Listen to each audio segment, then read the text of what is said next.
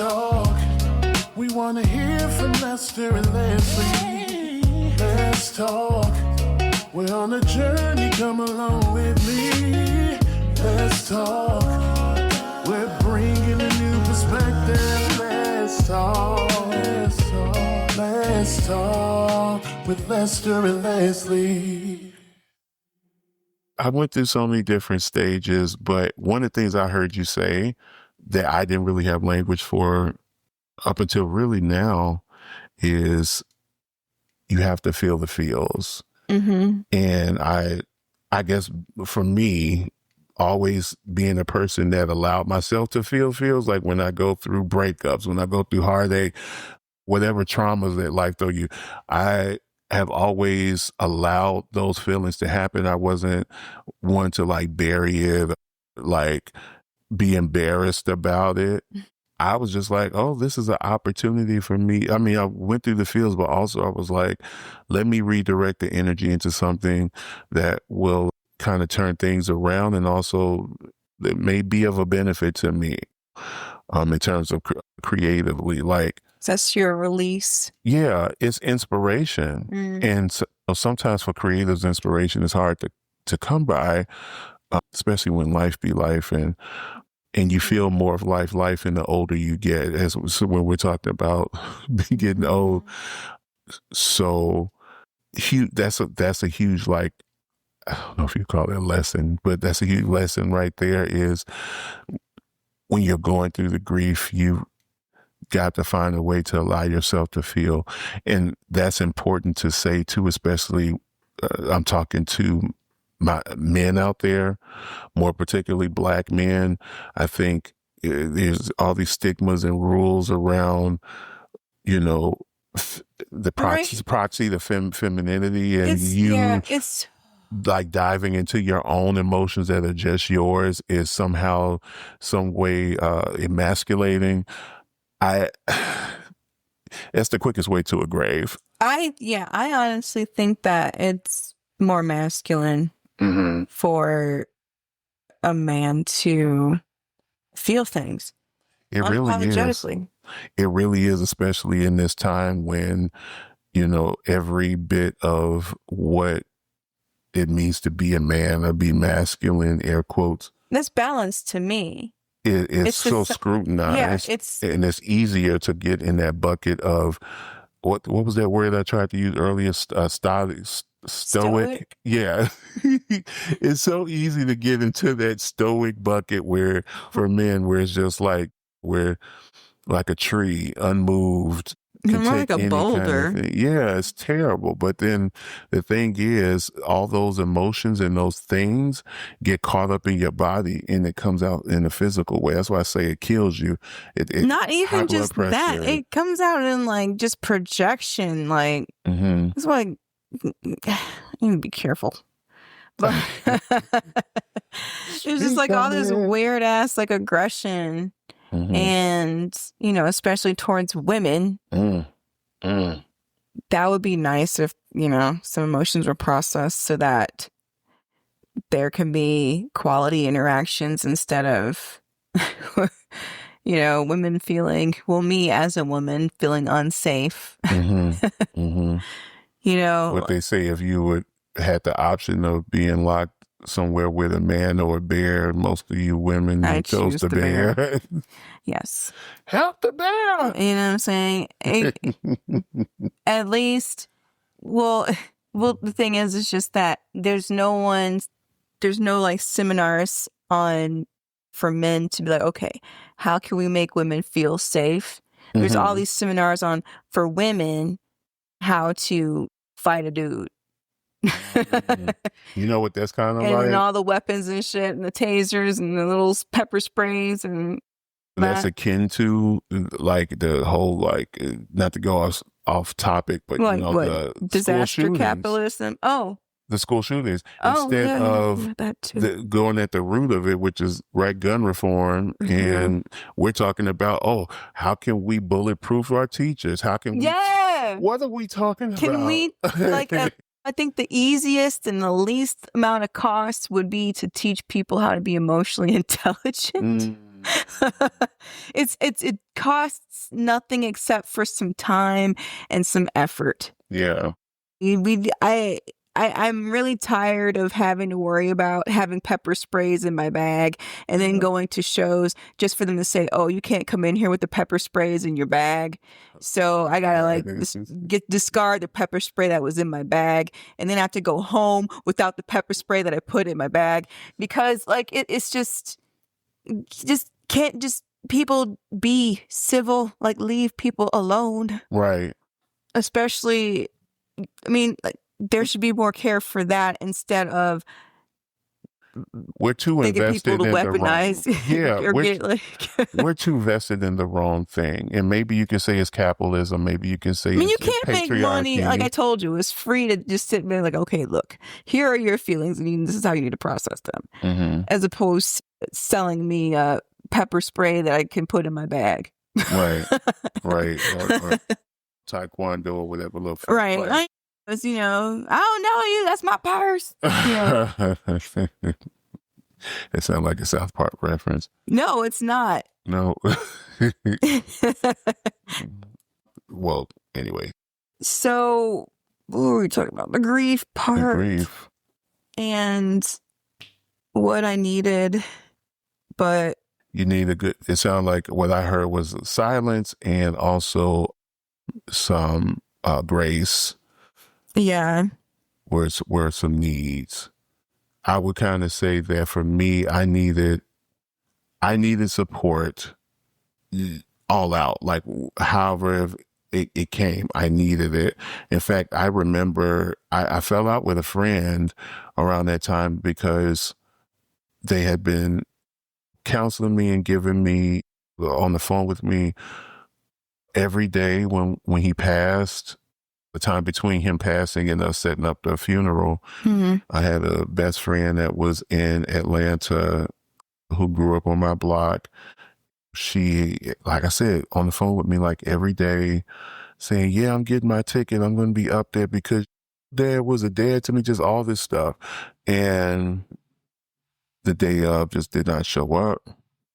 And because she was a friend of, a best friend of mine, I knew why she couldn't show mm-hmm. up. I can get into some high level details. It was her guy down there, but I kind of felt a bit selfish and I was just like, well, I don't give a fuck about him. You're my best friend. I was here before him. You should have found your way down here because you know that I needed you. I was going through my process and people did show up for me. There was others that showed up, but stuff like that, when trauma like that hits, I need my village to chime in. Well, what were you needing from her? I just needed her to be there. I just needed her to be there. I needed her to have supported me. To being there would have backed up, not to say that the things that she was saying was ingenuine, but I feel like it would have put action behind some of the things that she was saying. Plus, I don't know if you remember, there were some little small weird things that happened at my father's homegoing service. Yes, I do. Yeah. And that was another time where folks being there, even though I may have not said it out loud, meant something to me, and a physical presence was needed because I didn't know necessarily how to process that. And I think had I not had folks there to support me and also kind of give me accountability to my actions, that could have ended really bad. Mm. I feel like we have actually, all of us had a lot of good support there at my dad's homegoing services. So when that's why the little weirdness that happened didn't explode. We all three, when I say three, I mean me, my little brother, and my mother had support there that was there and activated, especially for my mom. because when that little weirdness happened, I remember my uncle jumping right up and smoothing things over immediately. That was something I'll never forget.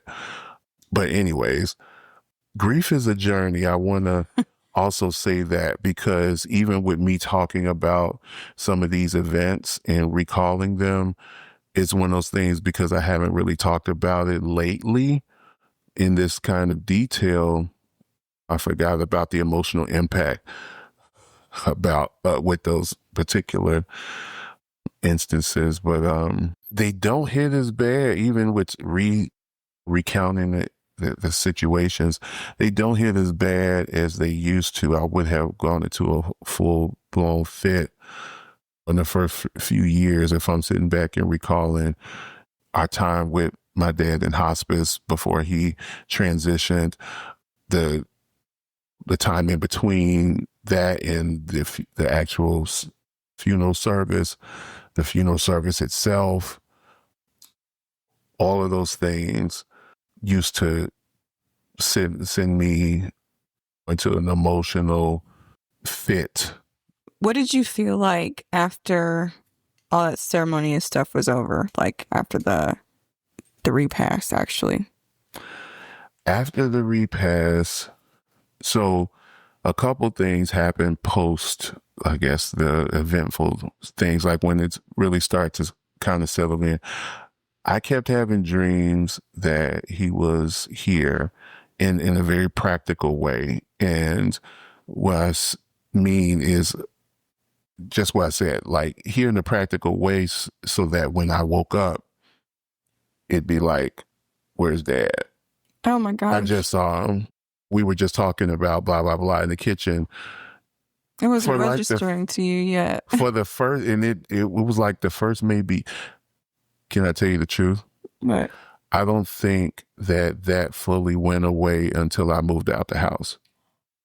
Because before my dad passed, so my dad passed September 23rd, 2010. I graduated college in 2009, and I started working my first corporate job in November of 2009. It was a sales job, which is, I'm still in sales, but at a higher level now. But even back then, this is why I'm still in sales 16 years later, because of the money. I made a lot of money in my first year. I think I had made almost $70,000. Oh, wow. My base pay was like 33 grand. And this was in 2000? In 2009. Oh, my. So from November 09 to November 2010. 70 grand in 09? The base was like 33,000, I think. So that additional income, that was all commission money. That's why I'm still in sales now, because I was like, oh my God, this is too much money for me. But oh, well, I can help you with that problem. Well, here's the thing, though. The point I was trying to make is that I was preparing to move out. I was ready to move out around the time that my dad was sick. And I think 2010, I didn't move out until the summer of 2013. Mm-hmm. I stayed an additional 2.5, almost 3 years, because my mom was grieving, and I didn't just want to like say, well, this was the plan before things went bad. And see you. Right. And I had the means to have moved out way earlier than I did. And it was just because he passed away, and I felt like I need to be there. And it wasn't until I felt like my mom started dating, kind of moving on, and like once the moment had kind of passed in the house, all energy, that's when I felt like, that's when I started going back and looking for apartments, and finally moved out. But yeah, I was planning on moving out with that. I was making good money. I was ready to get out of there. So I'm trying to remember, why did I? Because you were saying that you still like felt like you were seeing your dad, and yes, yeah. So being in the house, still living in the house that he lived in, that we grew up in, and everything, I kept having all these really vivid dreams that he was here. And it took me moving out for me, for first of all, for those dreams to completely go away. And I think that's when I really realized that he's gone. So I say that to say, for some people, grief is it's a process. And the closer that someone is to you, I feel like sometimes, I'm not going to say this is a one size fits. This is just from my lens, my thought. But I feel like the closer that person is to you, whatever the relationship be, family or friend, the harder it is for you to, or the longer that grief process or the heavier that grief process is. Mm-hmm. It's like a weighted scale. Agreed. I think about just even this conversation, like even if I'm emotional and went through grieving, still going through grieving as it deals with my dad. And it's not to say that I held one above or below the other, but like they always say, mom's closest to the boys kind of thing, mama's boy. I don't know what would happen. I'm scared to think about what would happen to me emotionally if my mom left. I don't even want to say it out loud out my mouth. It makes me want to tremble. Isn't that freaky? Because it was weird. I was thinking the same thing. I thought that my dad was going to go first, actually. Mm-hmm. But well, because he's a lot older. No, he's not. Right? No. Was he older than your mom? No. They were close in age, but my mom was older than my dad. Are you serious? Yes. I didn't know that. Yeah. And you want to know why the assumption? Because first of all, it's 24 years between my mom and my dad, but that's not a uncommon thing in the South in the Bible Belt. And your dad was 24 years older? Not 24. I take that. Wait, so my mom was 24 when she had me, and then my dad was 36. Let's do okay. I'm like, 12. Okay. Okay. I was like, wait a second. But there's no way. Here's the thing, though. Remember when I told you I went to a Jenkins fan reunion a year or two after my dad passed? Uh-huh. At that time, I don't know if she's still alive, but my grandfather's last wife was still alive. And I'm kind of paraphrasing, but she was like maybe 16, 17, 18 when she got married to him, and he was like almost 50. Oh. So like that's a commonplace thing, especially when we talk about like the Bible Belt states and stuff, like having that huge gap and the guy being way older than wife. Yes. If y'all can see the look that she gets, it's just side eye that she's giving while she said, yeah. Yeah. I mean, we know the reasons and things attached that wouldn't fly in today's society, but it shouldn't have flown in. Yeah. Different times, so. Yeah, people were less humane, I guess. Yeah. But patriarchy too and all those things. Yeah, that's stuff. Yeah. Gross. But the good old days. Were they? For who though? There's only one type of person that's saying that. Yeah. But another episode for another day, y'all. Yes, my mom died. Almost spit out my water on this equipment.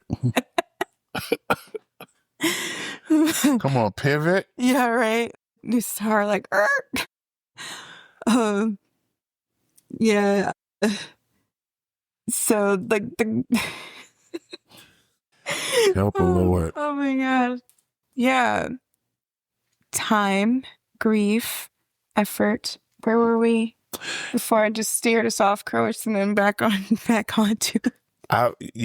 So we're still discussing kind of like how what grief looked like to us, how we navigated through it, the things that we needed, and then a few lessons. Yeah. So I know that since after Mom passed, like the way that we've been going through coping with grief because we're choosing to feel these feelings. That's just the easiest way to do it, honestly. It's hard for a minute. Don't really know how long, but it's not like, it's like the quicker you get to it, the quicker you can get through it. Right. And the key is to allow it to happen naturally. Yeah. That's what has worked for me when I lost my mother. And that's what's helping me get through the loss of my dad. And getting through the fact that I lost both of my parents. Right. Like unexpectedly, like what the fuck? Yeah. You know, the best way. Although I will say they did live full lives. They did. They did. I was just hoping to get 20 more years. Right. You want them to live fuller lives. Fuller lives. Because like their grandparents, they lived until like 91, 85. Like, Oh, really? yeah, their parents lived longer than they did, which is like freaks me out. Because I'm like, does that mean that my life is cut even shorter than theirs? But it's just another thought spiral that I need to like stop myself from going down into, because that's also paralyzing, and that's just also triggered from grief, is to go into different thought processes about my mortality. Which it does make me feel like it now, because me and my siblings are like, that's it. We're at the top now. Right. Like, although you're still kind of at the bottom rung, because you're the youngest out of. I'm the youngest, but at the same time, that the level on that family tree, the same type of branches. You know what I'm saying? And that means nothing, because that can mean anything. Yeah. Death doesn't discriminate. That's right. So random. It is, but like, so knowing that we're at the top of here, and there's no older counsel for us. Maybe the aunts and aunts covering, but like, yeah, there's no like real covering. We have lost it. Yeah. And that also puts me into like a weird thought pattern. So in order for me to survive this, or to be able to function, I have to tap into my creativity like you do. And I write it. I write about it. And, you know, this the weirdest thing, like, after my dad passed, I just started just cracking jokes. And are you saying it reignited that stand-up comedy? It wasn't reignited. It's just that is just another way that I tried to. It's just another way that I try to cope, because I'm just like, wow, I lost both of my parents. There's nothing, and it's just like things just started to become hysterical to me. And I sometimes I sit and I question myself, and I'm just like, maybe I should not say this type of thing out loud, because people are going to be very uncomfortable. But at the same time, it's not their reality, it's mine. But at the same time, it could be their reality. Right. It's the same as mine. So if I'm just joking about the fact that both of my parents are dead, and, you know, about them as individuals and whatnot, like, my mom passed, I had dealt with a lot of guilt. And just in the previous episode before, I was talking about how there was guilt because the last conversations that I had with my mom during COVID was that Paige didn't want to come on the Zoom call. And she got upset with me. And so that was like the last conversation, like live conversation that I had with her. And I think that was like around Easter, and she passed away in October. So that's kind of like another guilt thing. Yeah. I mean, we texted each other but yeah, that's another guilt thing. But I ended up using that guilt and just putting it into, I wrote a play about it. I wrote a dramatic three-person monologue. I want to see that thing. You haven't seen it? In fruition, yeah. Okay. Well, I wrote it, so it has not been produced yet. Yeah. Yeah. So maybe one day it can be. It will be. It's just like, and it turned out to be a work of art. I didn't think that would be so well received in my writers group. And so, what do they do with that? So if you present it to the writers group, do they help produce it and turn it into? No, it's just a writers group, right? Okay. So we write plays that we work on, and then we discuss areas of like, oh, I didn't understand this plot line. Was this intentional? Kind of thing. We have high level conversations about what we wrote, and we have reads too. So we cast it within ourselves, and we read each part. You've got enough resources to make that thing like see fruition. Yeah. I'm thinking about in particular that one guy who you worked with in one play who ended up like directing or producing that Plush. Am I saying that right? Flush. The one about the nightclub shootings at Pulse. Oh, yeah. Yeah. Yeah. I just think about You stuff think like that. That would be an interesting collaboration. You've got the resources. Yeah. It's just, I'll show it to you so that you can read it. Okay. Because it's very close to me. And it's like, I can't let anybody just do that, you know? Yeah. And I don't want it done just to be done. Right. No. So, and let me clarify, because I feel like there is this theme that they tell creatives that when you have works to just put it out there, release it, that is an ongoing theme. I don't believe. Yeah, that's but the true. thing is, I don't believe that term or phrase or that thought process is meant to say just throw any old thing out there. I do believe though that we, especially those of us who really care about our craft, and especially when we create works that are, what'd you say, close to the heart, close to the vest. Yeah. Those works should definitely be handled with care. You should feel proud of it once it comes out. You shouldn't feel like it's half-assed or maybe you missed something. But at the same time, too, the process, at least for me, I'm just going to speak from my vantage point. I feel like the whole process of catharticism if that's a word. Catharsis.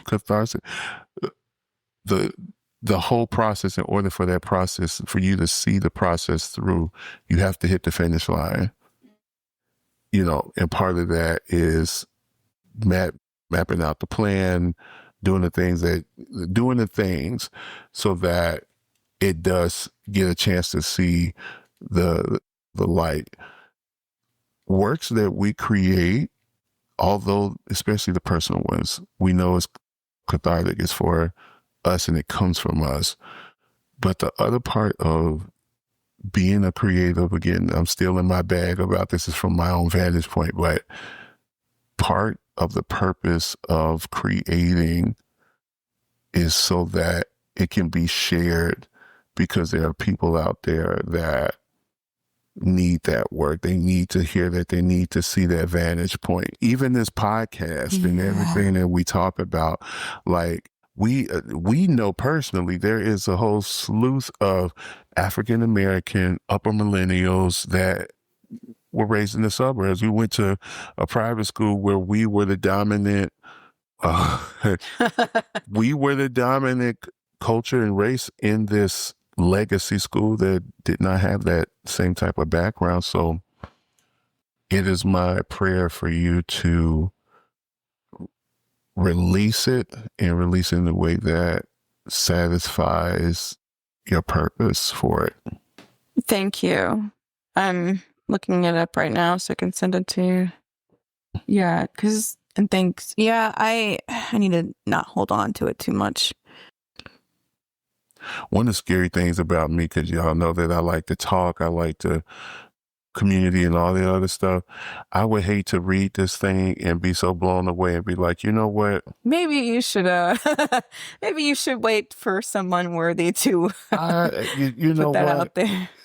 you keep playing around. I done already sent this to my friend over here that oh no. You know that I'm joking, kind of, but yeah, that's kind of how I look at things. I've never released a piece of art that was close to the chest, as you would say, that I wasn't proud of. or that I wanted to come back to say, oh, I should have done this, I should have done that. That's another thing about releasing stuff. When it's out there, part of the satisfaction is like, this is the period. Now, if I have something else, something more to add to the story, it becomes a new piece of work. But now I'm not just so hung on this one thing. You know what I'm saying? Like with old concepts, I may not even think, I'm sitting here thinking about your process. Like one of the things that I got from what you mentioned with your process of grieving with your mom's is your faith was challenged, but at the end of it, or at least where you're at right now, it's kind of strengthened it because it's given this kind of, you've been able to incorporate your faith with reality, right? And strengthen it in a way where it can be practiced in a practical way versus kind of like. Well, I want to say that it not so much strengthened, it evolved. You did use that language when we talked about it last time. So yeah, that's right. Evolved. So, Yeah. Well, here's the thing. You say evolved. I feel like when something evolves, it's stronger. I'm not Marcia, sure, like what's in the that, Pokemon kind of sense. Well, you say Pokemon. In my mind, I'm thinking about the diagram where it's like the monkey and how it evolved to the marsupial to the humans that Homo were supposed to. Yeah, sapien. that's an evolved creature, and those evolved creatures are stronger than the first version of it. Well, there is an advantage in survival. Yes. Yeah, A strength. Yes. that's right. Yeah. That thing at the end of that picture could beat that monkey's ass. Yeah, because they can make firearms. That's right. The brain grew. Yeah, the brain got sentient. Yeah. Yeah, I'm more aware. So look, are there any other points that you kind of think about when it comes to grief from your vantage point? It's so weird. It is still weird. It still feels weird. Even though 5 years has passed since my mom was gone, there's like this weird type of deep grief. I mean, she made me. I came through her. Mm-hmm. And even though, we were close, but we weren't like attached at the hip kind of thing. I don't think. But there was parents' influence us, probably the most out of anyone. The most out of everyone. And there was some guilt there because after my mom passed, I felt like I could do more stuff. Like I felt that I was not under a covering anymore. I felt. So you're saying there was a piece of freedom or liberation? Yeah. Yes. I felt. That was a big guilt that I felt kind of liberated when she passed, and I had to figure that out because the guilt came from, wow, I feel great. I'm like, wow, I feel like this sense of freedom or something that, like, why do I feel like a sense of self has been like opened up? And most of that was because of the fact that I was living, hoping to be the type of person that my mom would want me to be, not knowing what that was exactly. But I know that she was kind of feeling some type of way after my divorce. And like, I felt like I kind of disappointed her. There's a lot of things that I didn't do because I didn't want to disappoint my mom. Yeah. Even as an adult, like up to I was 35 years old. And I don't even think that I told her that I was like shacking up. That my ex moved in with me. But like, I didn't even tell her that because I was ashamed and knowing that I would get some kind of judgment. And I'm like 35 years old. Jeez. Yeah, it's pathetic. So the fact that I like kept that authority that she had over me, even though it wasn't really that. That was totally me. I was feeling liberated, just trying to live as, what I thought that my mom would want me to be. And like a lot of the things that like I was kind of hiding from her because of the guilt and the shame and whatnot. And I was like, after she passed away, and like that's when I started to feel like a little bit liberated from those things. And I'm able to tap into different parts of myself that she probably would have been like questioned or judged me or whatever. Mm-hmm. And I honestly think that now that I'm older, what could she have done? That's right. There was all me, but I did not grow up because of this whole, I don't even know what to call it. It is toxic. It wasn't intentional. My mom didn't force me to stay like subordinate, but it's just, I was constant. You know what it was? I'm just now realizing this. So the whole like people pleasing thing all started back in grade school when we were all taught that being quiet, agreeable, and malleable, and still was looked on as being good. And it still is. Yeah, unfortunately. Yeah. And so that like it still translated because mom was still all about like obeying authority. But at the same time, I saw her rebelling authority. Yeah.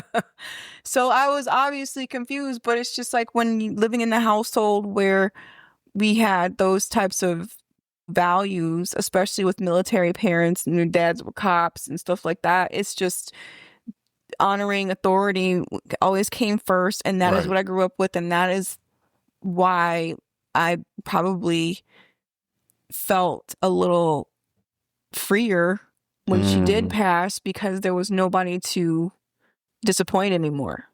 Did you get that sense as well when your dad passed? No.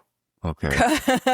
Which is weird because that's when my dad passed, and like, actually I did get another level of that liberation. I did do that because my jokes got a little raunchier.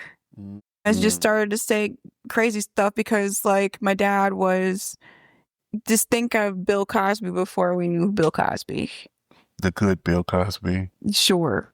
the one that came on TV. Right. The character. Yes. I'll add to that in my final thoughts too, because it's funny that I don't feel like or maybe I feel guilty in saying it out loud. I don't know. I say this with every episode. I'm going to send this recording to my therapist. Because it very well could be a sense of liberation that my body won't allow me to feel. But technically speaking, I had not come out until after he passed. Technically speaking. Interesting. Okay. But I'm speaking technical. There's all kind of nuances that surround that statement. Like, for instance, right, it wasn't me that came out. It was a family member that outed me, and I chose to just not lie anymore about the whole situation. But all that happened afterwards. I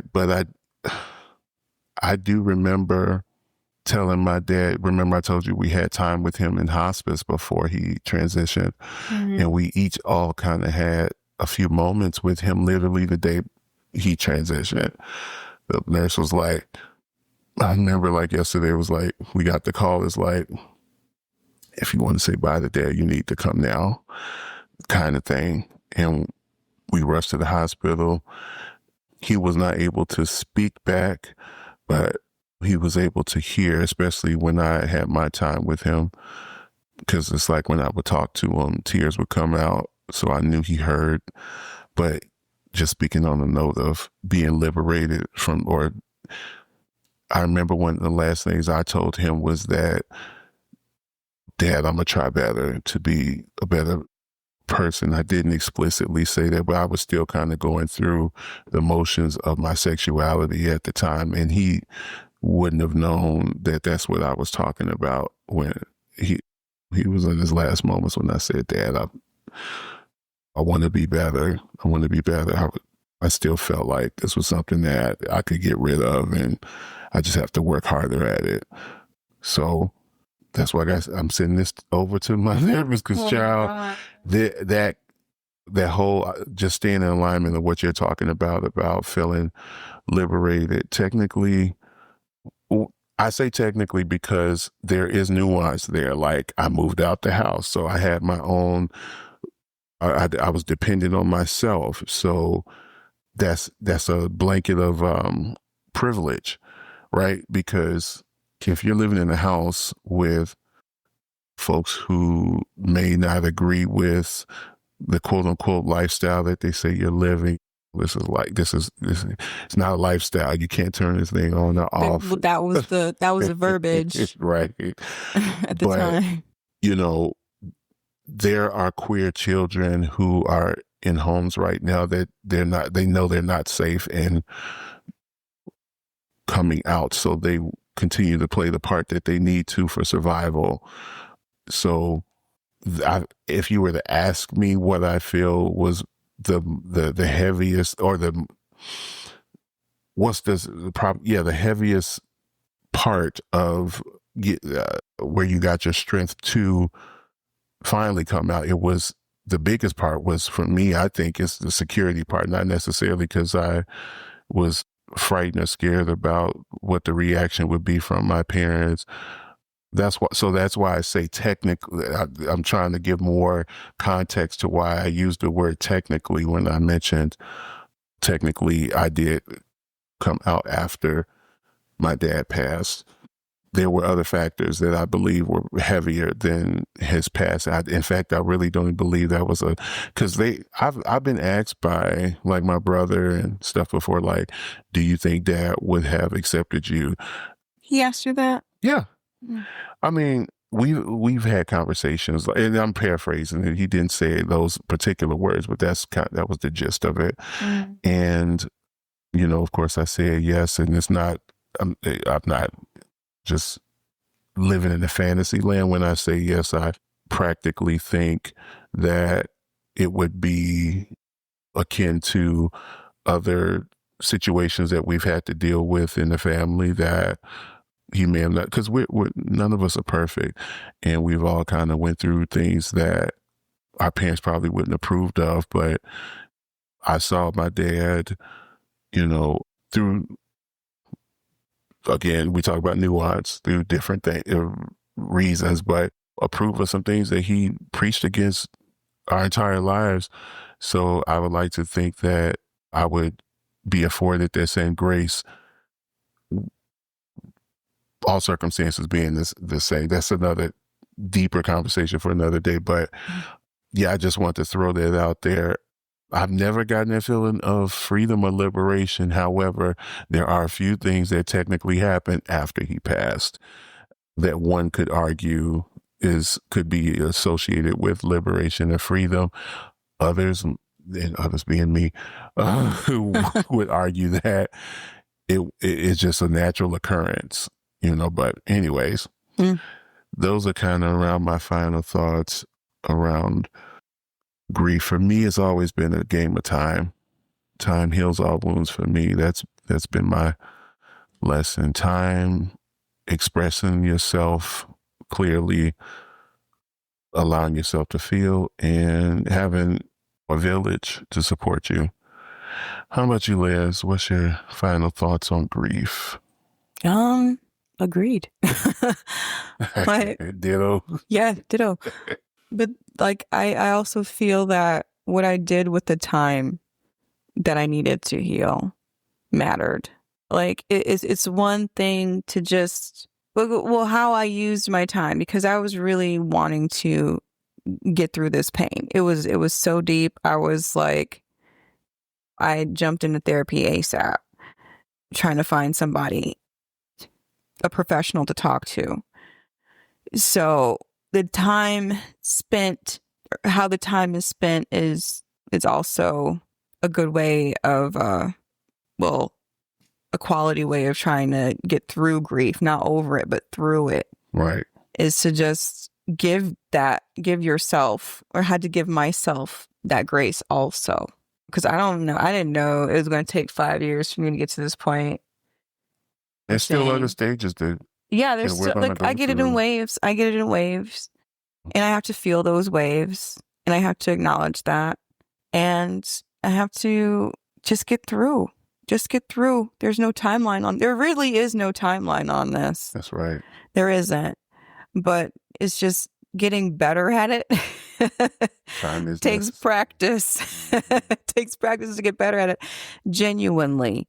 And using creative and healthy ways to cope is also something that has also helped me get over it. Just like you with writing the songs, writing this play was definitely something that kind of kept it up. Yeah, it summed it up. It's on the paper, and that's where it is.